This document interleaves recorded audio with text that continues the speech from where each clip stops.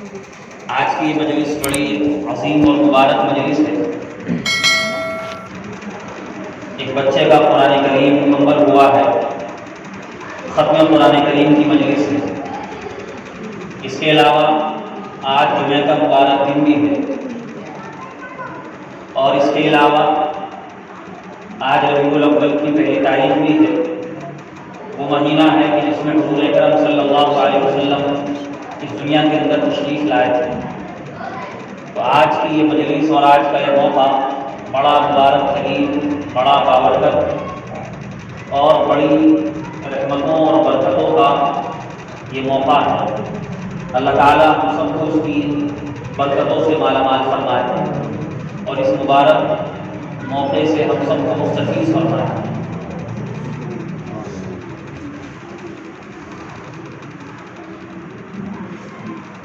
اللہ تعالیٰ نے ہم سب کو ایمان کی توفیق عطا فرمائی ہے اور ہم سب مومن ہیں۔ ایمان کے فضائل اور ایمان کی برکات، اس کے فائدے، ان سے ہم بہت اچھی طریقے سے واقف ہیں، اور اللہ کا فضل اور اس کا احسان ہے۔ ہمارے تبلیغی احباب، تبلیغی جماعت میں لگے ہوئے افراد، تبلیغی دوست، وہ ہمارے سامنے ایمان کے بڑے فوائد، بڑے منافع، ایمان کی بڑی قدر و قیمت اور ایمان کی بڑی اہمیت بہت وضاحت کے ساتھ بیان کرتے ہیں۔ ہمارے سامنے ایمان کی حقیقت، ایمان کی اہمیت، یہ سب چیزیں آتی رہتی ہیں، لیکن ایک چیز ہے جس کی طرف آپ حضرات کو توجہ دلانی ہے، وہ یہ ہے کہ اللہ تعالیٰ نے جو ایمان ہم سب کو عطا فرمایا ہے، اور اس کے نتیجے میں جو فائدے اور اس کے جو منافع اور اس کی جو برکات ہمارے ذہنوں کے اندر ہیں کہ اللہ تعالیٰ ہمیں عطا فرمائیں گے، اللہ سے دعا ہے کہ وہ سب اللہ ہمیں عطا فرمائے۔ لیکن یہ بات یاد رکھنے کی ہے کہ قرآن و حدیث میں کسی انسان کے لیے اس ایمان کے باقی رہنے کی کوئی گارنٹی اللہ نے عطا نہیں فرمائی۔ جو ایمان ہمیں عطا ہوا ہے، ہم مسلمان گھرانے میں پیدا ہوئے، ایمانی اور اسلامی ماحول میں پیدا ہوئے، اور اللہ نے اس کے نتیجے میں ہم سب کو ایمان اور اسلام سے نواز دیا ہے اور ایمان اور اسلام عطا فرما دیا ہے۔ تو یہ ایمان اور اسلام جو اللہ نے ہمیں عطا فرمایا ہے، یہ ایمان اور اسلام ہمیں عطا ضرور ہو گیا، لیکن یہ ہمارے پاس باقی بھی رہے گا۔ اور جیسے ہم ایمان کے ساتھ پیدا ہوئے، ہماری زندگی کا آغاز ایمان کے ساتھ ہوا ہے، ہماری موت بھی ایمان پر ہوگی، ہمارا خاتمہ بھی ایمان پر ہوگا، ہم اس دنیا سے ایمان کے ساتھ جائیں گے، اس کے بارے میں کوئی گارنٹی قرآن و حدیث کے اندر نہیں دی۔ حضرات انبیاء علیہ السلام کی جماعت کو واحد جماعت ہے دنیا کے اندر کہ جن کے ایمان پر باقی رہنے کی اور ایمان پر مرنے کی گارنٹی دی گئی ہے، لیکن انبیاء علیہ السلام کے علاوہ دنیا میں کسی جماعت کے بارے میں، کسی طبقے کے بارے میں، کسی گروپ کے بارے میں اور کسی خاندان یا کسی انسان کے بارے میں ایسی کوئی گارنٹی نہیں ہے کہ وہ جیسے دنیا میں ایمان کے ساتھ آیا ہے اور وہ دنیا میں ایمان کے ساتھ زندگی گزارے، اس کا خاتمہ، اس کی موت اور اس کا دنیا سے جانا یہ بھی ایمان کے ساتھ۔ اس کا مطلب یہ ہے کہ انسان کو چاہیے کہ جو دولت اللہ نے اسے ایمان کی عطا فرمائی ہے اس کو باقی رکھنے کی کوشش کرے۔ جو انسان ایمان کو باقی رکھنے کی کوشش کریں گے، ایمان کی قدر و قیمت ان کے دل میں ہوگی، ایمان کی عظمت و محبت ان کے دل کے اندر موجود ہوگی، انہی کا ایمان باقی رہے گا اور وہی دنیا سے ایمان کے ساتھ جائیں۔ اور اگر خدا نہ خواستہ آدمی اپنے اس ایمان کی طرف سے لاپرواہی برتتا ہے اور اس کی طرف سے غفلت برتتا ہے، اس کو باقی رکھنے کی فکر نہیں کرتا، تو پھر ایسی صورت میں انسان دنیا سے ایمان کے ساتھ جائے اس کی کوئی گارنٹی نہیں۔ اور اگر دنیا سے انسان ایمان کے ساتھ نہیں گیا تو پھر ہمیشہ ہمیشہ کی ناکامی، خسارہ، نقصان، اور انسان اس عذاب کے اندر مبتلا ہوگا کہ جس سے نکلنے کی کوئی صورت بھی پیدا نہیں ہو سکتی۔ حضور اکرم علیہ السلام کا فرمان ہے، آپ صلی اللہ علیہ وسلم نے ایک حدیث میں ارشاد فرمایا ہے کہ اللہ تعالیٰ نے انسانوں کو جو پیدا فرمایا ہے تو وہ مختلف طرح سے پیدا فرمایا ہے، مختلف طبقات اور مختلف کیٹیگری انسانوں کی بنائی گئی ہیں۔ دنیا میں بہت سے انسان تو وہ ہوتے ہیں کہ جو دنیا میں ایمان کے ساتھ آتے ہیں اور ایمان کے ساتھ زندگی گزارتے ہیں اور ایمان کے ساتھ جاتے ہیں۔ منہم من یولد مؤمنا ویحیی مؤمنا ویموت مؤمنا ویحیی مؤمنا ویموت مؤمنا۔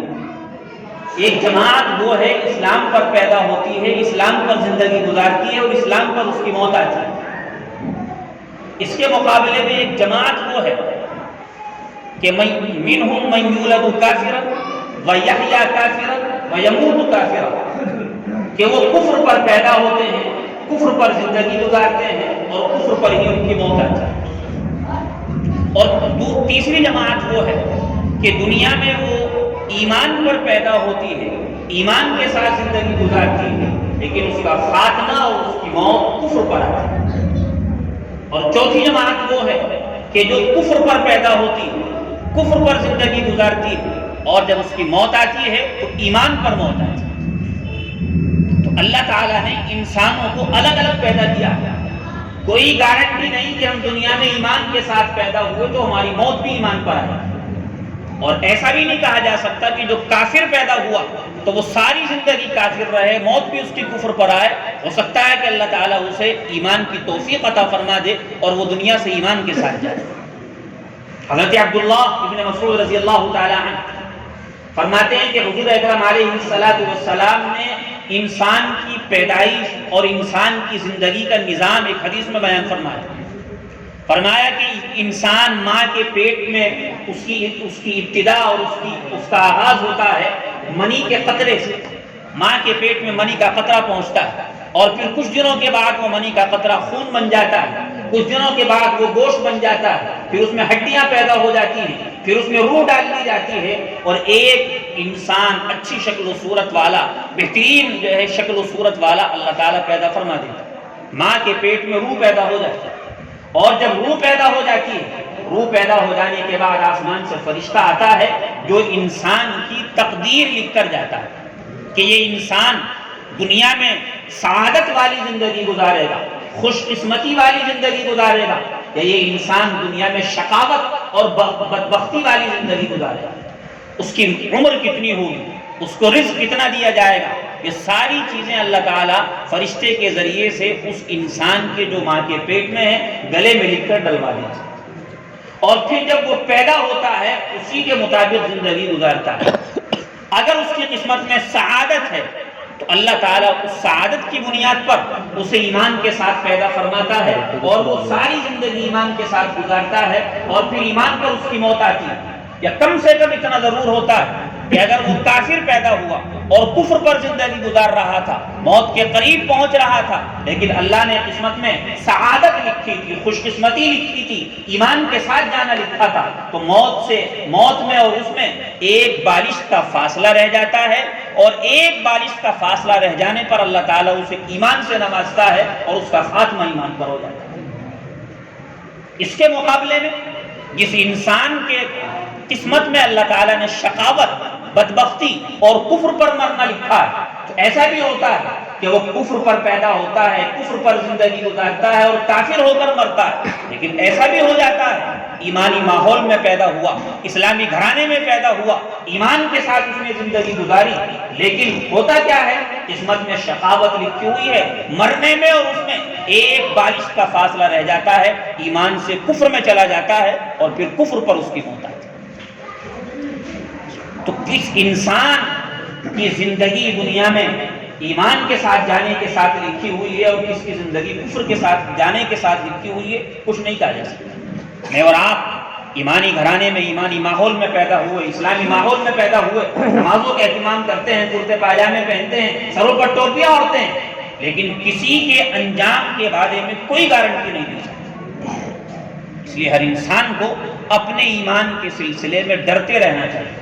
نہ جانے کتنے واقعات ایسے ہیں کہ کافر تھے اور موت ایمان پر آئی، کتنے واقعات ایسے ہیں ایمان والے تھے اور کفر پر ان کی موت آئی۔ مولانا قاسم نانوتوی رحمۃ اللہ علیہ دارالعلوم دیوبند کے محتمی حضرت نے ایک واقعہ لکھا ہے، فرمایا کہ ہمارے پڑوس میں ایک لالا رہتا تھا، اس لالا کا انتقال ہو گیا اور وہ مر گیا۔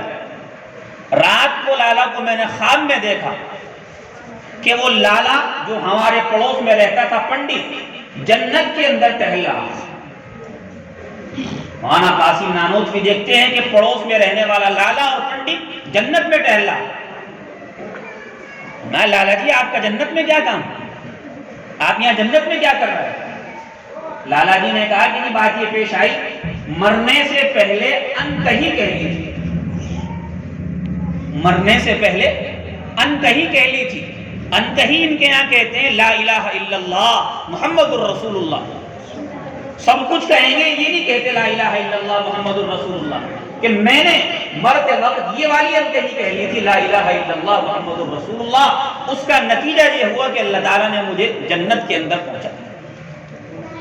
ساری زندگی کفر پر گزاری، کفر پر لوگوں کے خیال سے اس کی موت آئی، اس کو جلایا گیا، لیکن اس نے کلمہ پڑھا اور اس کلمے کا وجہ سے اس کا اثر یہ ہوا کہ اللہ تعالیٰ نے اسے سیدھے جنت کے اندر پہنچا دیا۔ تو یہ ہے اللہ تعالیٰ جس کی قسمت میں سعادت، خوش قسمتی ایمان کے ساتھ جانا لکھتا ہے، اللہ تعالیٰ اسے اس طریقے سے ایمان کے سے نواز دیتا ہے۔ اس کے برخلاف ہم مومن ایمان والے اور بڑے بڑے جو ہے مرتبے والے ایمان پر انہوں نے مراتب حاصل کیے، لیکن اللہ نے قسمت میں بدبختی لکھی تھی کفر پر موت۔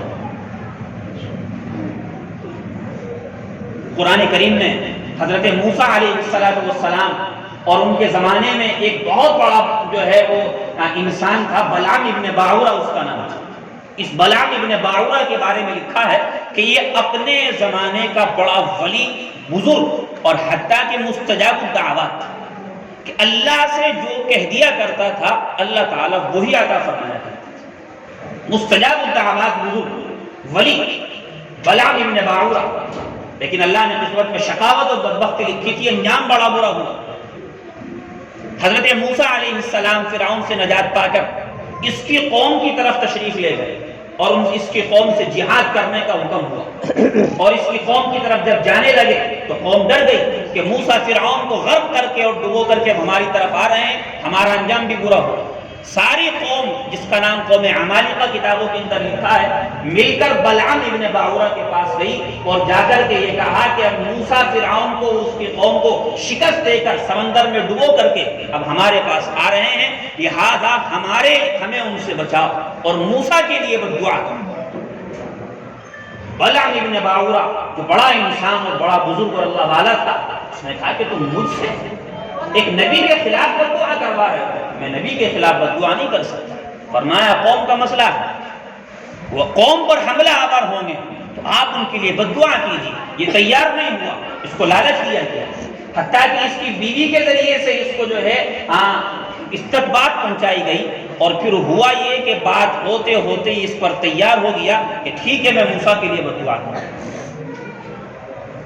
اب اس نے موسیٰ کے لیے بددعا کرنے کے لیے ہاتھ اٹھایا، اب بددعا کرتا تھا موسیٰ کے لیے، لیکن زبان تو اللہ کی بنائی ہوئی ہے، بددعا نکلتی تھی قوم عمالقہ اپنی ہی قوم کے لیے، کہتا تھا کہ موسیٰ اور اس کی قوم ہلاک ہو، یہ کہنا چاہتا تھا، مگر زبان پر جاری ہوتا تھا کہ میری یہ قوم ہلاک ہو جائے۔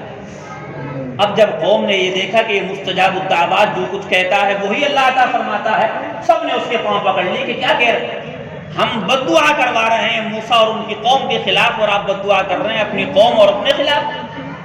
کہنے لگا میری زبان سے یہی نکلتا ہے، موسیٰ کے خلاف بددعا میری زبان سے نہیں نکلتی۔ اب جس نے نبی کے خلاف بددعا کی اس کا انجام کیا ہوا؟ اللہ تعالیٰ نے اتنا برا اس کا انجام کیا۔ قرآن کریم کے بیان کے مطابق ان تحمل علیہ الحس او تترکہ یلحس، اس کا حال کتے جیسا ہو گیا تھا۔ کتا جب چلتا ہے ہانپتا ہوا زبان لٹکی رہتی ہے، جب رکتا ہے ہانپتا ہوا تو زبان اس کی لٹکی رہتی ہے۔ کتابوں میں لکھا ہے کہ اس کی زبان کتے کی طرح دراز ہو گئی تھی اور لٹک کر جو ہے یہاں گریبان تک اور ناک تک آ گئی تھی، اور پھر اسی پر اس کا حشر اور اسی پر اس کی موت ہوئی۔ اور یہ اتنا بڑا بزرگ اور مستجاب الدعوات انسان کافر ہو کر اور بدبخت ہو کر تو کسی بزرگ اور اللہ والے کے بھی ایمان کی گارنٹی نہیں سوائے انبیاء علیہم الصلوۃ والسلام۔ حضور اکرم علیہ الصلوۃ والسلام کے پاس ایک آدمی آیا، عیسائی تھا، مسلمان ہو گیا، اسلام قبول کیا اور قرآن کریم حفظ کرنا شروع کر دیا۔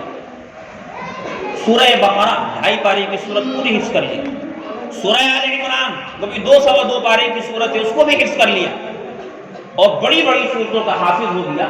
لیکن اللہ تعالیٰ نے قسمت میں شقاوت لکھی تھی، چند دنوں کے بعد پھر ایمان سے پھر گیا اور مرتد ہو گیا، کافر ہو گیا، اور ارتداد اور کفر پر اس کی موت آئی اور وہ دنیا سے کافر ہو گیا، حافظ قرآن ہونے لگا لیکن ایمان کی اس کی بھی گارنٹی نہیں، کافر ہو کر گیا۔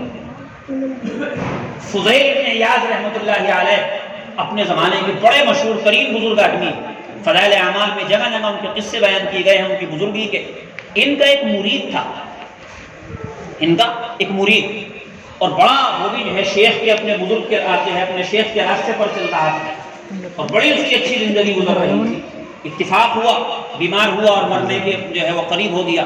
فضیل ابن عیاض اپنے اس مرید کے گھر پہنچے اور جا کر کے اس کے سرہانے بیٹھ گئے اور کہا کہ تیرا وقت جو ہے موت آ گیا ہے اور اب تیرا وقت قریب ہے، میری تجھ سے درخواست ہے کہ یاسین شریف پڑھ لے۔ چنانچہ ایسے ہی ہوتا ہے کہ جب مردہ جانے لگتا ہے تو لوگ اس کے پاس بیٹھ کر یاسین شریف پڑھتے ہیں، وہ خود بھی پڑھنے لگتا ہے اگر پڑھا ہوا ہو، تو کہا کہ یاسین شریف پڑھ لے۔ تو اس مرید نے فضیل ابن عیاض رحمۃ اللہ علیہ کی یہ بات سن کر ان سے کہا کہ حضرت آپ مجھے سب کچھ کہہ دیجیے لیکن مجھے یاسین شریف پڑھنے کے لیے مت کہیے، یاسین شریف پڑھنے کے لیے مت کہیے۔ حضرت پریشان کہ یہ تو یاسین شریف پڑھنے کا موقع مجھے منع کر رہا ہے کہ اچھا چلو یاسین شریف مت پڑھو، لا الہ الا اللہ محمد الرسول اللہ کلمہ پڑھ لو تاکہ ایمان کے ساتھ خاتمہ ہو۔ مجھے کلمے پڑھنے کے لیے بھی مت کرو۔ اب فضیل ابن عیاض سر پکڑ کر بیٹھ گئے، یاسین شریف پڑھنے سے بھی منع کر دیا، لا الہ الا اللہ محمد الرسول اللہ کلمے کا بھی انکار کر دیا، اور پھر اسی حال میں اس کی موت آئی اور وہ کفر پڑھ گیا۔ اب فضیل ابن عیاض کتابوں میں لکھا ہے کہ 40 روز تک اپنے گھر سے باہر نہیں نکلے شرم کے مارے، افسوس اور رنج کی وجہ سے، غم کی وجہ سے کہ آخر یہ کیا ہوا، میرا مرید، میرے پاس رہنے والا، میرا شاگرد، میری تربیت میں رہنے والا، اس کا انجام ایسا ہوا کہ وہ ایمان کے ساتھ کیا جو ہے دنیا سے ایمان کے بجائے وہ کفر پر گیا۔ خیر ایک دن اس کو خواب میں دیکھا کہ فرشتے اس کو گھسیٹ کر جہنم میں لے کر کے جا رہے ہیں، تو انہوں نے خواب ہی میں اس سے پوچھا کہ آخر کیا وجہ تھی کہ تو میرا مرید ہو کر کے، میرا جو ہے وہ میرا شاگرد ہو کر کے اور میرے پاس رہتے ہوئے تیرا اتنا برا انجام ہوا، کیا وجہ پیش؟ تو اس نے اس کی وجوہات بھی بیان فرمائی۔ کہنے لگا میرے اندر کئی کمیاں پیدا ہو گئی تھی۔ ایک کمی تو یہ پیدا ہو گئی تھی کہ میں آپ سے مرید تھا مگر اس کے باوجود چغلیاں کرتا تھا، ادھر کی ادھر اور ادھر کی ادھر، یہ میرا کام تھا۔ دوسری چیز جو میرے اندر پیدا ہو گئی تھی کہ میں حسد کے اندر مبتلا ہو گیا تھا، لوگوں کی ترقی، ان کے عہدوں کی ترقی، ان کی مالی ترقی، ان کی کاروباری ترقی مجھ سے برداشت نہیں ہوئی، میں حسد کرنے لگا تھا۔ اور تیسری چیز میرے اندر یہ پیدا ہوئی تھی کہ مجھے ایک بیماری لگی جس کی وجہ سے ایک ڈاکٹر صاحب نے مجھ سے کہا کہ شراب پینے لگو ٹھیک ہو جاؤ۔ میں نے شراب بھی شروع کر دی تھی، اس کی وجہ سے میرا یہ حشر ہے۔ تینوں چیزیں ایسی ہیں جو آدمی کے دل کو تباہ کرتی ہیں۔ چغل خوری کا مرض یہ بھی آدمی کے دل کو تباہ کر دیتا ہے، اور حسد کا مرض یہ بھی آدمی کے دل کو تباہ کر ڈالتا ہے، اور شراب، اس کو تو ڈاکٹر صاحبان بھی کہتے ہیں کہ شراب کی وجہ سے آدمی کا دل متاثر ہوتا ہے اور آدمی موت کی دہلیز پر پہنچ جاتا ہے۔ تینوں چیزیں جو دل کو تباہ کرنے والی ہیں، روحانی اعتبار سے بھی، جسمانی اعتبار سے بھی، اس لیے میرا انجام یہ ہو۔ تو یہ واقعات ہمیں بتلا رہے ہیں کہ ہم اپنے ایمان کو جو اللہ نے ہمیں عطا فرمایا ہے، ہم اس کے بارے میں یہ سوچ کر نہ بیٹھیں کہ اللہ تعالیٰ نے ہمیں ایمان عطا فرما دیا تو ہمارے ایمان پر ٹھپا لگ گیا اور موت تک ہمارا ایمان باقی رہے، بلکہ اس کو بچانے کی، اس کو باقی رکھنے کی فکر کی جائے۔ جن چیزوں سے ایمان بڑھتا ہے ان چیزوں کو میں اپنے آپ کو لگایا جائے، اور جن چیزوں سے ایمان گھٹتا ہے اس میں نقصان پیدا ہوتا ہے اور وہ ختم ہوتا ہے، اپنے آپ کو ان سے بچایا جائے۔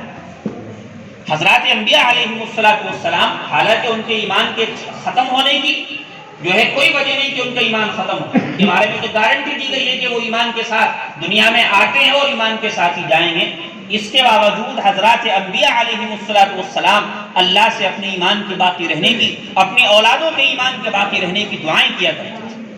قرآن کریم نے حضرت ابراہیم علیہ السلام کی دعا کی نقل کی، اللہ سے مانگتے تھے وَجْنُبْنِي وَبَنِيَّ أَن نَّعْبُدَ الْأَصْنَامَ، وَجْنُبْنِي وَبَنِيَّ أَن نَّعْبُدَ الْأَصْنَامَ، اے اللہ مجھے بھی اس بات سے بچا کہ میں بتوں کی پوجا میں اور شرک کے اندر مبتلا ہو جاؤں، اور میری اولادوں کو بھی اس بات سے بچا.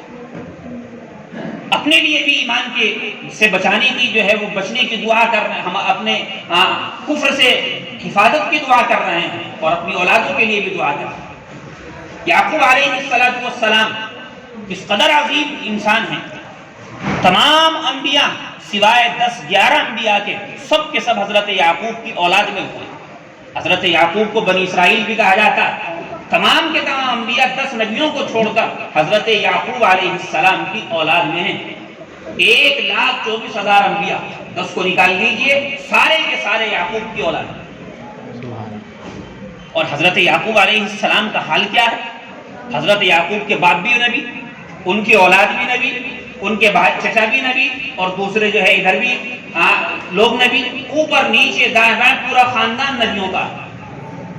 ایک بچہ حافظ قرآن ہوا، ہمارے ذہنوں میں کتنی اس کی عظمت ہے، اور ہم سب اس بات کو جو ہے وہ سمجھ رہے ہیں. اور اللہ کے رسول نے فرمایا یقیناً سچ ہے کہ جس گھرانے میں حافظ قرآن پیدا ہو جائے اور وہ حافظ قرآن 10 لوگوں کی بخشش کرائے، ایسے 10 لوگ کہ جن کے لیے جہنم میں جانے کا فیصلہ ہو چکا ہو.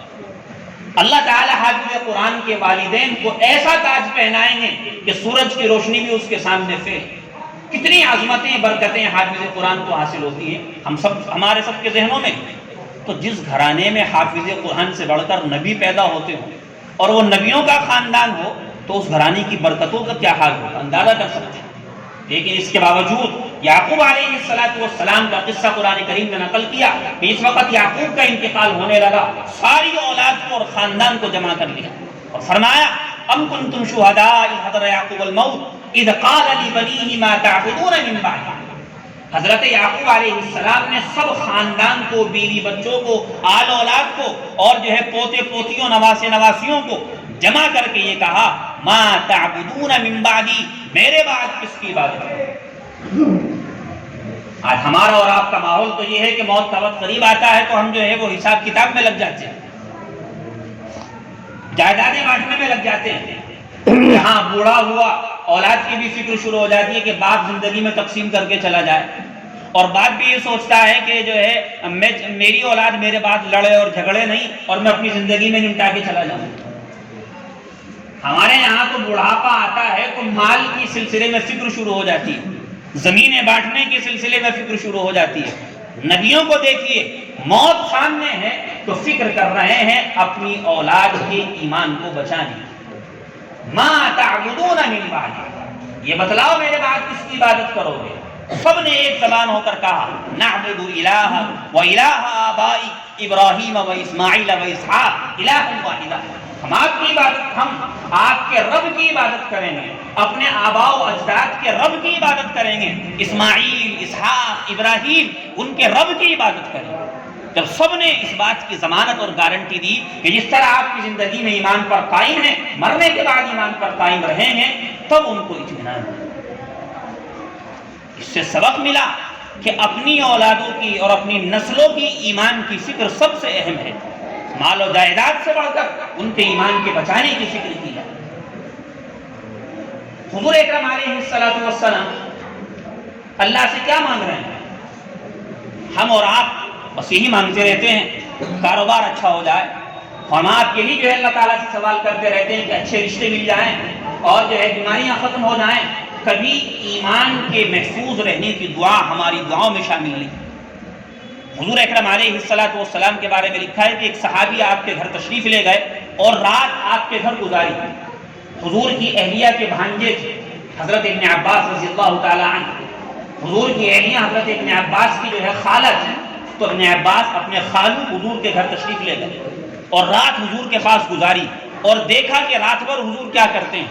حضور سوئے پھر اٹھے اور تہجد کے لیے نیت باندھی، لمبی نماز پڑھی اور لمبی دعا کی۔ ابن عباس فرماتے ہیں کہ حضور نے رات کو اللہ سے جو دعا کی، ان دعاؤں میں ایک دعا یہ بھی تھی، اللہم اعطنی ایمانا لیس بعدہ کفر، اللہم اعطنی ایمانا لیس بعدہ کفر، اے اللہ ہمیں ایسا ایمان عطا فرما کہ اس کے بعد پھر کفر نہ ہو، اس کے بعد پھر کفر نہ آئے۔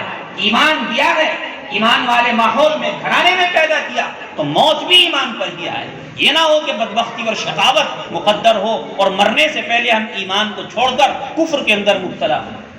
کیسی پیاری دعا! حضور کی جو دعائیں ہیں جن میں حضور پناہ مانگتے تھے، جیسے بیماریوں سے پناہ مانگتے تھے، بری عادتوں سے پناہ مانگتے تھے، برے اخلاق سے پناہ مانگتے تھے، ایسے ہی حضور اکرم علیہ السلام اللہ تعالیٰ سے جو پناہ مانگتے تھے وہ کفر سے پناہ مانگتے تھے۔ اللہم انی اعوذ بک من الکفر، اے اللہ کفر سے میری حفاظت فرما۔ اللہم انی اعوذ بک من النفاق، اے اللہ نفاق سے ہماری حفاظت فرما۔ بہرحال عزیز بزرگوں اور دوستوں، اللہ تعالیٰ نے جو ایمان ہمیں عطا فرمایا ہے، چونکہ اس ایمان کے باقی رہنے کی گارنٹی نہیں، اس لیے ہم سب کو اپنے ایمان کی، اپنی اولادوں کے ایمان کی، اپنے نسلوں کے ایمان کی فکر کرنے کی ضرورت ہے۔ اور قرآن کریم اللہ جل شانہ کی وہ کتاب ہے کہ جو موقع کے حساب سے ایسی ایسی باتیں اور تعلیمات قرآن کریم کے اندر موجود ہیں۔ نازل قرآن کریم 1400 سال پہلے ہوا ہے، لیکن آپ اس کا مطالعہ کیجیے، آپ اس کو پڑھیے، آپ اس کو سنیے، ایسا معلوم ہوتا ہے کہ ہمارے حالات کے اعتبار سے اللہ آیتیں نازل فرما رہا ہے، اللہ تعالیٰ قرآن کریم نازل فرما رہا ہے۔ آج اس وقت کا جو ماحول ہے وہ ہمارا ایمان سوز ماحول، ہمارے ایمان کی جو ہے اس کی طرف لوگوں کی نگاہیں، اس کو ختم کرنے کی کوششیں، ہماری نسلوں کے ایمان کو بگاڑا جا رہا اور ہماری نسلوں کے ایمان کو ان کے دلوں سے کھرچا جا رہا۔ آئے دن واقعات پیش آ رہے ہیں، ہمارے لڑکے ہماری لڑکیاں ایک جو ہے ان میں کوئی تمیز اسلام اور غیر اسلام کی باقی نہیں رہی ہے، اور آئے دن غیروں کے ساتھ شادیاں ہو رہی ہیں، غیروں سے اس کو محبت ہو رہا اور اس کے نتیجے میں ایمانوں کا سودا کیا جا رہا ہے۔ اسی لیے کہ ہم نے ہمارے دلوں میں ایمان کی جو اہمیت ہونا چاہیے وہ نہیں، ہم روایتی مومن بن گئے، ہمارا ایمان روایتی ایمان ہے، ہمارے دلوں میں ایمان کی حقیقت، ایمان کی اہمیت، ایمان کی قدر و قیمت اور عظمت موجود نہیں۔ قرآن کریم نے تو عورتوں کے قصے بیان کیے ایمان پر جمنے کے، ایمان پر قائم رہنے کی۔ ضرورت ہے اپنی نسلوں کو بتلائیں۔ آج ہم سوچتے ہیں کہ ساری قربانیاں مردوں نے دی، قربانیاں ایمان کو بچانے کے لیے عورتوں نے بھی دی، اور عورتوں کے لیے بھی قرآن کریم کے اندر مثالیں موجود ہیں۔ ضرب اللہ مثلا للذین کفروا امرأة نوح وامرأة لوط كانتا تحت عبدین من عبادنا صالحین فخانتاہما فلم یغنیا عنہما من اللہ شیئا وقیل ادخلا النار مع الداخلین۔ وضرب الله مثلا للذين آمنوا امرأة فرعون إذ قالت رب ابن لي عندك بيتا في الجنة ونجني من فرعون وعمله ونجني من القوم الظالمين۔ ومريم ابنة عمران التي أحصنت فرجها فنفخنا فيه من روحنا وصدقت بكلمات ربها وكتبه وكانت من القانتين۔ قرآن نے 4 عورتوں کے قصے بتلائے ہیں۔ 2 عورتیں وہ ہیں کہ جنہوں نے کفر کا راستہ اختیار کیا، اور 2 عورتیں وہ ہیں کہ جنہوں نے اپنے ایمان اور عزت کی حفاظت۔ حضرت لوط علیہ السلام اور نوح علیہ السلام، ان دونوں کی بیویاں کافر ہوئی اور انہوں نے اپنے نبیوں کے راستے کو چھوڑ کر شیطان کے راستے کو اختیار کیا۔ قرآن کہتا ہے کہ ان کی مثال بھی لوگوں کے سامنے بیان کی جائے کہ یہ نوح اور لوط کے نکاح میں ہونے کے باوجود انہوں نے ان کے راستے کو چھوڑا ہے، اس کا نتیجہ یہ ہوگا کہ کل اللہ ان کو جہنم کے اندر داخل کرے گا اور اللہ کے عذاب سے کوئی نہ بچا نہیں سکتا۔ اور قرآن کریم نے 2 مسلمان اور 2 مومن عورتوں کی مثالیں بھی ذکر کی ہیں۔ فرعون کی بیوی حضرت آسیہ علیہ السلام، جنہوں نے بڑی قربانی دی ہے ایمان کو بچانے کے لیے۔ فرعون نے جب حضرت موسیٰ علیہ السلام کے مقابلے کے لیے جادوگروں کو بلایا اور موسیٰ نے جادوگروں کو شکست دی اور سارے جادوگروں نے اسلام قبول کیا، کیونکہ یہ سارا واقعہ فرعون کے محل میں ہوا تھا۔ آسیہ اپنے نگاہوں سے دیکھ رہی تھی، جادوگروں کے ساتھ ساتھ حضرت آسیہ نے بھی اسلام قبول کر لیا، ایمان لے آئے، اور اس کا نتیجہ یہ ہوا کہ فرعون سے برداشت نہ ہوا اور فرعون نے حضرت آسیہ علیہ السلام کو طرح طرح کی تکلیفیں دینی شروع کی۔ کتابوں میں لکھا ہے کہ اس قدر تکلیفیں دی گئی کہ حضرت آسیہ کو دیوار سے لگا دیا گیا اور ہاتھ ایسے کر کے دونوں ہاتھوں میں کیلیں ٹھوک دی گئی پیر چیر کر کے دونوں پیروں میں کیلیں ٹھوک دی گئی. لیکن حضرت آسیہ ایمان پر جمی رہی, ایمان پر قائم رہی, ایمان کا سودا نہیں کیا, دعا کرتی رہی وَنَجِّنِي مِن فِرْعَوْنَ وَعَمَلِهِ وَنَجِّنِي مِنَ الْقَوْمِ الظَّالِمِينَ. فرعون اور اس کے عمل سے مجھے نجات نصیب فرما اور مجھے اس ظالم قوم سے نجات مرحمت فرما. حضرت مریم علیہ السلام جو عیسیٰ کی والدہ, عیسیٰ بغیر باپ کے پیدا ہوئے ہیں, لیکن حضرت عیسیٰ علیہ السلام نے خدا نہ خواستہ ہم سوچ بھی نہیں سکتے کہ وہ غلط کام کیا. کافروں کے درمیان تھی, کافروں کے بیچ میں رہتی تھی, کافرانہ ماحول تھا, لیکن اپنی عزت کی حفاظت فرمائی, اپنی عزت کی حفاظت کی, اور ایسی حفاظت کی کہ قرآن کریم, جب بھی قرآن کریم حضرت مریم کا تذکرہ کرتا ہے, ان کی عزت کی حفاظت کرنے کا بھی تذکرہ کرتا ہے. وَلَمْ يَمْسَسْنِي وَلَدٌ وَلَمْ يَمْسَسْنِي بَشَرٌ, کہ مجھے کسی انسان نے چھوا تک نہیں, میں نے کسی غیر محرم سے بات تک نہیں کی. تو یہ قرآن عورتوں کی مثالیں, ان کے ایمان کی حفاظت کی مثالیں بیان کر رہا ہے, ان کی عزتوں کی حفاظت کی مثالیں بیان کر رہا ہے. تو یہ اسی لیے تو بیان کر رہا ہے کہ ہم اپنی نسلوں کو بتلائیں, اپنی اولادوں کو سکھائیں. آج ہماری اولادیں, ان کی نگاہوں میں نہ ایمان کی کوئی اہمیت ہے, نہ اپنی عزت اور اپنے ماں باپ کی اور والدین اور خاندان کی حفاظت لا عزت کی کوئی اہمیت ہے. آج تعلقات عام ہیں لڑکوں اور لڑکیوں کے, غیروں سے شادیاں ہیں, غیروں سے تعلقات. ایک عورت کے لیے ایمان کے بعد سب سے اہم چیز اپنی عزت کی حفاظت ہوتی, اور آج وہی سب سے غیر اہم بن گئی. جب سے موبائل, واٹس ایپ, فیس بک, یہ بلائیں ہمارے گھروں کے اندر آئی ہیں, گھروں میں چہار دیواری کا اور گھروں میں کنڈے اور تالوں کی کوئی اہمیت نہیں رہی. تو یہ اپنی اولادوں کو بتلانے کی ضرورت ہے, سکھانے کی ضرورت ہے. ہماری اولادیں اور نسلوں کا جو ایمان باقی رہے گا, اس کا واحد راستہ یہ ہے کہ ان کو قرآن کریم کی تعلیم اور تربیت دی جائے, انہیں قرآن سکھایا جائے, اس کے الفاظ سکھائے جائیں, اس کے معنی سکھائے جائیں. آج ہمارے یہاں قرآن کریم کی تعلیم و تربیت کا کوئی نظام نہیں. بہت نظام ہے. بچے کو ناظرہ قرآن کریم پڑھا دیا, کسی کو شوق ہوا حافظ قرآن بنا دیا, لیکن قرآن کہنا کیا چاہتا ہے, قرآن کریم میں کیا لکھا ہوا ہے, قرآن کا پیغام کیا ہے, قرآن کا میسج کیا ہے, قرآن کی ہدایت کیا ہے. گاؤں کے گاؤں خالی ہیں, کوئی جاننے والا موجود نہیں. گاؤں کے گاؤں کوئی بتلانے والا موجود نہیں. آج کی جو مجلس ہے, اس کا پیغام یہی ہے, ہم یہاں سے یہ سبق لے کر جائیں کہ خود بھی قرآن پڑھیں گے, اپنی اولادوں کو بھی پڑھائیں گے, اپنی نسلوں کو سکھائیں گے. ایمان کی عظمت, ایمان کی اہمیت, ایمان کی قدر و قیمت, عزتوں کی حفاظت اور ماں باپ کی جو ہے وہ عظمتوں کی حفاظت, ماں باپ کا ادب و احترام کو ان کو بتلائیں. آج اپنی اولادوں کو قرآن کریم کی تعلیم نہ دینے سے بہت سارے نقصانات ہیں. جہاں یہ نقصان ہے کہ ایمان کی اہمیت, اسلام کی اہمیت اور ایمان اور اسلام پر عمل ہماری نسلوں اور اولادوں سے نکلا ہوا ہے. اس کے علاوہ یہ بھی بہت بڑا نقصان ہے کہ آج ہماری اولادیں ہماری کوئی قدر نہیں کرتی, ہماری اولادیں ہماری قدر نہیں کرتی. ہر ماں باپ کو شکایت ہے کہ یہ اولاد جو ہمارا کہنا نہیں مانتی, ہماری ضرورتوں کا خیال نہیں رکھتی, ہماری جو ہے وہ جیسا اس کا ہمارے ساتھ رویہ سلوک ہونا چاہیے تو اس کا سلوک اور رویہ ہمارے ساتھ اچھا تھا. اس کی سب سے بڑی وجہ قرآن کریم سے دوری ہے. جب آپ نے ان کو وہ تعلیم ہی نہیں دی جو ماں باپ کو ماں باپ سکھاتی ہے, ماں باپ کی عظمت بتلاتی ہے, ماں باپ کا احترام بتلاتی ہے کہ ماں باپ کون ہوتے ہیں, تو کیسے ماں باپ کی عظمت و احترام ہماری اولادوں کے دل میں آئے اور کیسے وہ ہماری قدر کرے. تو یہ بھی بہت بڑا نقصان ہے کہ آج ہماری اولادیں ہمارا کہنا ماننے کو تیار نہیں. مرضیوں کی جو شادیاں ہو رہی ہیں, اس کی بنیادی وجہ بھی یہی ہے کہ ان کے پاس ایمان کی, اسلام کی, دین کی, مذہب کی, شریعت کی, قرآن و حدیث کی کوئی تعلیم نہیں ہوتی. اس لیے مرضی کے سارے کام ہو رہے ہیں, شادیاں مرضی کی ہیں, سارے کام مرضی کے ہیں.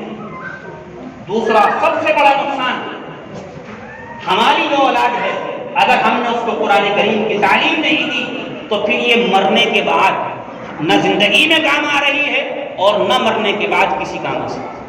اگر ہم چاہتے ہیں کہ ہماری اولاد مرنے کے بعد ہمیں فائدہ پہنچائے, مرنے کے بعد ہمیں کام آ سکے, اس کا طریقہ یہ ہے کہ دین کی تعلیم دی. کیونکہ قرآن و حدیث یہ کہتا ہے کہ جو اپنی اولاد کو دین سکھا جاتا ہے, اپنی اولاد کو اسلام سکھا جاتا ہے, اپنی اولاد کو جو ہے وہ مذہب سکھا جاتا ہے, شریعت سکھا جاتا ہے, تو پھر اس کی اولاد جب تک زندہ رہتی ہے اللہ تعالیٰ اس کا اجر و ثواب اس ماں باپ کے خانے میں لکھتا رہتا ہے۔ صدقہ جاریہ ہے نیک اولاد، قرآن پڑھی ہوئی اولاد، حدیث پڑھی ہوئی اولاد، دین پڑھی ہوئی اولاد، یہ صدقہ جاریہ۔ کوئی اور تعلیم پڑھی ہوئی اولاد صدقہ جاریہ نہیں۔ قرآن پڑھائیں گے صدقہ جاریہ ہے، آپ کو وہاں ثواب ملتا رہے گا۔ جیسے مرنے کے بعد کے لیے آدمی انشورنس کرا کر کے رکھتا ہے کہ انشورنس ہو جائے اور پیسے مل جائیں گے اور جو ہے کام آ جائیں گے، تو اس سے جو ہے اہم یہ ہے کہ ہم اپنے لیے اس قسم کے انشورنس کرائیں، ہماری اولاد مرنے کے بعد ہمارے کام آ سکے۔ کتابوں میں لکھا ہے واقعہ بڑا سبق آموز، ایک بڑے بزرگ اور اللہ والے قبرستان سے گزرے، اللہ تعالیٰ نے ان کو کشف کرایا اور دکھایا کہ قبرستان کے سارے مردے باہر ہیں اور اپنے دامن میں کچھ اکٹھا کر رہے ہیں، جیسے کھلے اکٹھی کی جاتی ہیں، کوئی پھول اکٹھے کیے جاتے ہیں اور کوئی اور چیزیں جو ہے وہ دامن میں اکٹھی کی جاتی ہیں، تو ہر آدمی نے پلہ آگے کر رکھا اور اکٹھا کر رہا۔ ایک بہت بڑا انسان انہی کے بیچ میں ہے، کرسی پر بیٹھا ہوا ہے، ٹانگ پہ ٹانگ رکھی ہوئی ہے، وہ اوروں کی طرح کچھ نیچے سے چن کر اپنے دامن میں اکٹھا نہیں کرتا۔ بزرگ اس کے پاس پہنچے اور جا کر کے کہا کہ بھئی یہ کیا حال ہے، یہ سارے کیا جمع کر رہے ہیں اور تم کیوں جمع نہیں کر رہے؟ کہ جی یہ جو سارے کے سارے قبروں سے نکل کر اپنے دامن میں جمع کر رہے ہیں، یہ ان کی اولاد کا پہنچایا ہوا ایصال ثواب ہے، اور یہ جو ہے سب پہنچاتے ہیں، یہ سب کے سب اکٹھا کر رہے ہیں اس کو۔ کہ آپ کیوں نہیں اکٹھا کر رہے؟ کہ مجھے اس کی ضرورت نہیں، اس لیے ضرورت نہیں کہ مجھے میری اولاد تھوک میں پہنچاتی ہے، اتنا زیادہ پہنچاتی ہے کہ تھوڑے بہت کی مجھے ضرورت نہیں۔ کہ کیسے؟ کہ ایسے پہنچاتی ہے کہ میرا ایک بچہ ہے حافظ قرآن ہے، وہ دکان پر بیٹھتا ہے لیکن اس کے باوجود صبح سے شام تک اس کی زبان پر قرآن کریم کی تلاوت رہتی ہے، ہر وقت قرآن پڑھتا ہے اور روزانہ ایک قرآن پڑھ کر مجھے ثواب پہنچتا ہے۔ تو میرے پاس تو اتنا پہنچ جاتا ہے، تھوڑے بہت کی ضرورت ہی نہیں۔ کہ اچھا آپ کا لڑکا کہاں ہے؟ کہ فلانی جگہ۔ تو بزرگ اس قبرستان سے باہر نکلے اور اس جگہ گئے جہاں بتلایا تھا، تو دیکھا بازار لگا ہوا ہے، ایک نوجوان جو نشانی بتلائی تھی اسی طرح ایک دکان پر ہے، سامان تول کر دے رہا ہے، لیکن زبان جو ہے اس کی مسلسل ہل رہی ہے، زبان سے تلاوت جاری ہے۔ جب وہ فارغ ہو گیا لڑکا تو یہ بزرگ اس کے پاس گئے اور جا کر کے اسے اس کا نام بتلایا اور جا کر کے اس سے یہ بھی کہا کہ مجھے معلوم ہے کہ آپ روزانہ اپنے والد کو ایک قرآن کریم پڑھ کر پوچھتے ہیں، کہ آپ کو کیسے معلوم ہوا؟ ان بزرگ نے پورا قصہ بتلایا کہ ایسے ایسے معلوم ہوا کہ ہاں میرا معمول ہے کہ میں روزانہ اپنے والد کو ایک قرآن کریم پڑھ کر پوچھتا ہوں۔ کچھ دنوں کے بعد ان بزرگ کا دوبارہ اس قبرستان جانا ہوا اور اب کی مرتبہ انہوں نے یہ نظارہ دیکھا کہ سارے لوگ قبروں سے باہر اپنے دامن میں بہت ساری چیزیں جمع کر رہے ہیں، اور وہ پچھلی مرتبہ جو کرسی پر ٹانگ پہ ٹانگ رکھ کر بیٹھا ہوا تھا، اس مرتبہ وہ بھی لوگوں کے ساتھ لائن میں لگ کر اسی طرح جمع کر رہا۔ وہ پھر اس کے پاس گئے، جا کر کہا کہ حضرت کیا بات؟ پچھلی مرتبہ تو آپ بڑے فخر سے کہہ رہے تھے کہ میں ٹانگ پہ ٹانگ رکھ کر بیٹھا ہوں، مجھے اس کی ضرورت نہیں، اور آج پھر بھی اوروں کی طرح محتاج ہو گئے اور اس طرح جمع کر رہے۔ کہ یہ بات ایک بات پیش آئی۔ کیا بات پیش آئی؟ کہ بات یہ پیش آئی کہ میرا وہ لڑکا جو مجھے روزانہ ایک قرآن کریم پڑھ کر بخشتا تھا، میرا وہ لڑکا وہ وفات پا گیا اور اس کا انتقال ہو گیا، اور اب مجھے کوئی پہنچانے والا نہیں۔ تو یہ ہے قرآن کریم۔ اگر آپ اپنی اولاد کو قرآن کریم سکھائیں گے، یہ اولاد یہاں بھی آپ کی قدر کرے گی، آپ کا ماتھا چومے گی، آپ کے پاؤں کا دھون تک پیے گی۔ ذرا آپ اپنی طرف نظر تو دوڑائیے آس پاس، جن گھرانوں میں دین کی تعلیم موجود ہے، جن گھرانوں میں دین کی جاننے والے موجود ہیں، اولاد کو دین کی تعلیم دی گئی، آج بھی ان گھرانوں میں اولاد اپنے ماں باپ کا پاؤں کا دھون پینے کو تیار ہے۔ اور جہاں بس اعلیٰ تعلیمات ہیں اور قرآن کی اور حدیث کی اور دین کی کوئی روشنی موجود نہیں، ان گھرانوں کا حال دیکھیے کہ سب کچھ ہونے کے باوجود اولاد ماں باپ کے جو ہے انگوٹھے لگانے کو تیار بیٹھی ہے کاغذات کہ ہمیں جو ہے جائیدادیں مل جائیں اور ہمیں فلانی چیز مل جائے۔ تو محبت، انسانیت، ادب، احترام، یہ چیز بھی آپ کو قرآن کریم ہی دیتا ہے۔ اپنی اولادوں کو قرآن سکھائیں، قرآن پڑھائیں، انہیں بتلائیں کہ قرآن کیا چیز، اور صرف الفاظ تک محدود نہ رہیں، الفاظ سے آگے بھی قرآن کریم جو ہے وہ بتلائیں انہیں۔ الفاظ تو پہلا نمبر ہے، پہلی سیڑھی ہے، اصل تو الفاظ کے بعد کا درجہ ہے، ہم وہ بھی اپنی جو ہے اولادوں کو سکھلائیں اور خود بھی اس کو سیکھنے کی کوشش کریں۔ تو انشاءاللہ اس کی جو ہے برکتیں اور اس کی جو ہے رحمتیں اور اس کے انوارات ہم دنیا کے اندر بھی محسوس کریں گے، اور مرنے کے بعد جو کچھ ہے وہ سب ہمیں جو ہے وہ نظر آئے گا۔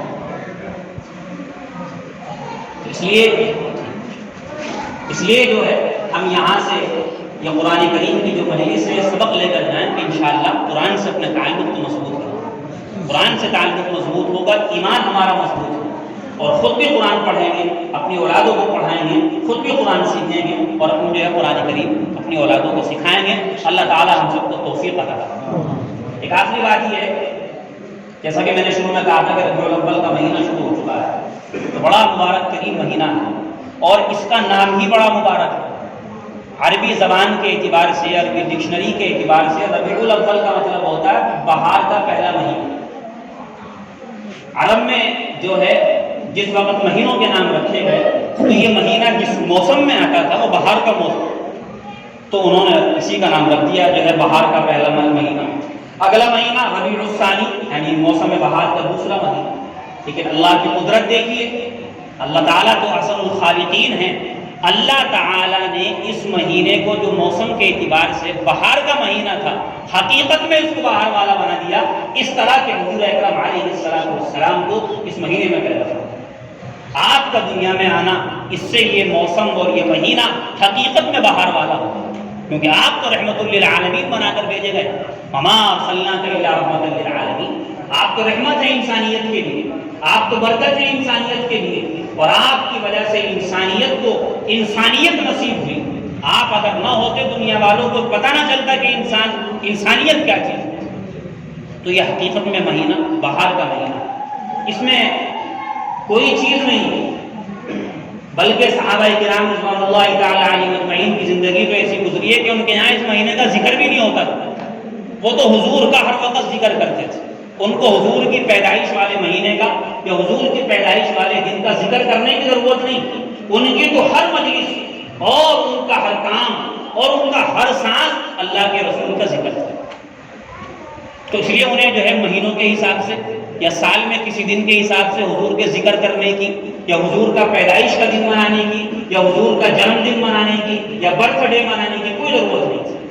انہوں نے تو حضور اکرم علیہ السلام کی زندگی کو دیکھا اور اس زندگی کو اپنے اندر سمو لیا، جس کی وجہ سے ہر سانس ان کے حضور کی یاد تھی، ان کا ہر کام حضور کی یاد تھا، ان کی ہر بات حضور کی یاد تھی۔ ان کو حضور کو یاد کرنے کی ضرورت نہیں۔ یہ تو میرے اور آپ کا حال ہے کہ ہم حضور کو یاد نہیں کرتے تو ہمیں سال بھر میں یاد کرنے کی ضرورت پیش آتی۔ تو یہ مہینہ بے شک حضور اکرم علیہ السلام کی پیدائش کا ہے، لیکن اس مہینے میں حضور کی پیدائش کا دن منانا یہ کوئی اسلام کا حکم نہیں۔ نہ حضور نے خود منایا اپنا پیدائش کا دن، اور نہ حضور کے 1,24,000 صحابہ کرام نے منایا، اور نہ اس کے بعد تمام سلف صالحین، بزرگان دین، اولیاء اللہ اور بڑے بڑے علماء دین، ان کے یہاں اس دن کے منانے کا کوئی ذکر نہیں ہے۔ تو حضور اکرم پیدا ضرور ہوئے، مگر ہمیں آپ کی پیدائش کے منانے کا کوئی حکم نہیں، نہ ہمیں کسی اس سلسلے میں پڑھنا چاہیے کہ ہم حضور کی پیدائش کا دن منائیں۔ نہ اسلام میں پیدائش کے دن منانے کا حکم ہے، نہ اسلام میں کسی کی وفات کا دن منانے کا حکم ہے۔ نہ ہمارے یہاں کسی کی پیدائش کا دن منایا جاتا، نہ ہمارے یہاں کسی کی وفات کا دن منایا جاتا، وہ کوئی بزرگ ہو، کوئی اللہ والا ہو، کوئی نبی ہو، یا حضور اکرم علیہ السلام کی ذات ہو۔ اس طرح کی چیزیں اسلام کے اندر ہے ہی نہیں۔ کسی کے مرنے کا دن منانا، کسی کے جینے کا دن منانا، کسی کی خوشی کا دن منانا، کچھ نہیں۔ اسلام تو یہ کہتا ہے کہ جس کام کے لیے دنیا کے اندر آئے ہو اس کی طرف تمہاری توجہ ہونی چاہیے، یہ فضول نہیں۔ اور اس وقت دنیا میں جو تہذیب چل رہی ہے، شاید سال کے 365 دنوں میں سے اکثر دن تو وہ ہیں کہ روزانہ کوئی نہ کوئی دن ہوتا ہے۔ آج ٹیچر ڈے ہے، آج مدر ڈے ہے، آج فادر ڈے ہے، اور آج جو ہے وہ گڈ فرائیڈے ہے، اور آج فلانا دن ہے، آج فلانا دن ہے، بس یہی چلتا رہتا ہے۔ لوگوں کو اسی میں الجھا دیا گیا ہے، اور اسی طرح لوگوں کے دن گزر رہے ہیں۔ کس کام کے لیے وہ دنیا کے اندر آئے ہیں، کسی کو کوئی توجہ، کوئی فکر نہیں۔ تو اس لیے اس مہینے میں نہ کوئی تہوار ہے، نہ حضور کی پیدائش کے منانے کا کوئی تصور ہے، نہ حضور کی وفات کا کوئی تصور ہے۔ اگر آپ کچھ کرنا چاہتے ہیں تو ایک عزم کیجیے، کچھ کرنا اگر چاہتے ہیں حضور کی پیدائش کے مہینے کے نام کا اور حضور کے اس مہینے میں پیدا ہونے کے نام کا، وہ یہ ہے کہ آپ عزم کیجیے، ارادہ کیجیے کہ اس مہینے میں حضور اکرم علیہ السلام دنیا کے اندر تشریف لائے تھے، اور اس لیے تشریف لائے تھے کہ اللہ نے آپ کو دنیا والوں کے لیے نمونہ بنا کر بھیجا۔ لقد کان لکم فی رسول اللہ اسوۃ حسنہ، آپ دنیا والوں کے لیے اسوہ حسنہ بنا کر بھیجے گئے۔ اور ہماری اب تک کی زندگی اس طرح گزری ہے کہ ہم نے حضور کے نمونے سے کوئی فائدہ نہیں اٹھایا، ہم نے حضور اکرم علیہ السلام کی زندگی کو اپنایا نہیں۔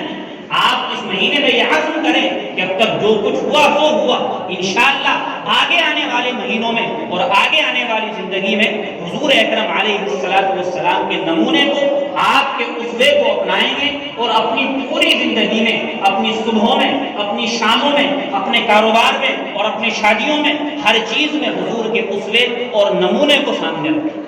اگر آپ اس کا عزم کریں گے تو یہ حضور جو ہے حضور کے آنے کے مقصد کو پورا کرنے والا ہوگا۔ اور اگر آپ پیدائش کا دن منائیں گے، حلوہ بنائیں گے، 12 وفات منائیں گے، جلوس منائیں گے، جھنڈیاں لگائیں گے اور خوشیاں منائیں گے، تو اس سے کوئی فائدہ نہیں ہونے والا۔ یہ سارے کے سارے کام کہلانے کو تو لوگ دین کے نام پر کرتے ہیں، مگر بدعت ہے۔ علماء ان کو بدعت فرماتے ہیں، ان کی کوئی اہمیت نہیں۔ اس لیے اس مہینے میں کچھ کرنے کی ضرورت نہیں، اگر کرنا ہے تو یہ عزم کیجیے۔ اللہ تعالیٰ ہم سب کو توفیق عطا فرمائے۔